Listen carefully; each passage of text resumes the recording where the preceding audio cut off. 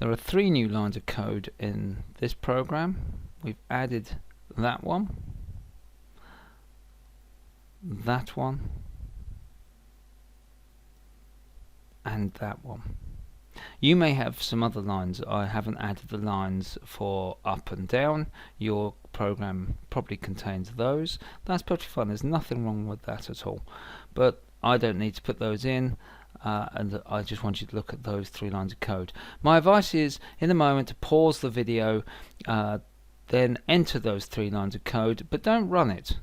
Have a look at it, try and work out what it's doing. Okay, pause the video now.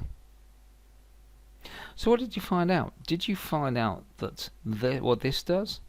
Have you found out why, the impact that this has?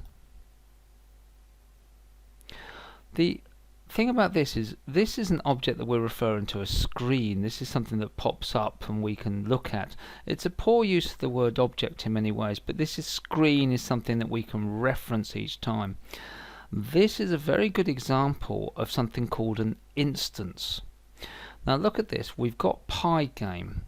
Now we haven't talked about this import line before, but Python has by default a whole series of commands it understands. Print being one of them, input, the ability to do the mathematics. In the very first worksheet video, I covered the fact that you could do things in immediate mode, and the commands I did are built into Python. But Pygame adds more commands, more chances, more options, more things we can do, but they don't naturally appear within Python. So we need to import Pygame. Now we had to install it first, and if you followed the installation instructions you'd know you'd have installed it. But the library of instructions, and that's what it's called, a library of instructions, won't naturally be part of Python. That stops your Python program becoming bloated with lots of instructions it doesn't need. But here we're telling it that we want it to have all the commands of Pygame. We also wanted to have all of the commands from the system. These are another set of libraries. And then what it says is from pygame.local, so from the local instructions, there will be a whole set of other library instructions, but from the local instructions built into Pygame, load, import everything. Import everything from Pygame that is in this locals subset, this small group. That means that we have a whole load of commands. So wherever we see Pygame, that is simply talking about this library of instructions. That says to the computer, go to that library, and there is an instruction called time, and there is an object called clock. And this object is, as we would assume, a clock, the time. And what we do is we create an instance of that clock, one clock. This represents all clocks. A class is all. So I could create a class of dogs and it would represent all dogs. I could then create a instance of that, maybe called my dog or Shep or whatever I want to call it. That instance then I can talk about. This is a clock. So I can say, okay, that particular clock, how many ticks have passed? How many times has it ticked since I last looked at it? But in this case, I'm not asking how many clicks, I'm saying count to 60. These are 60 frames per second.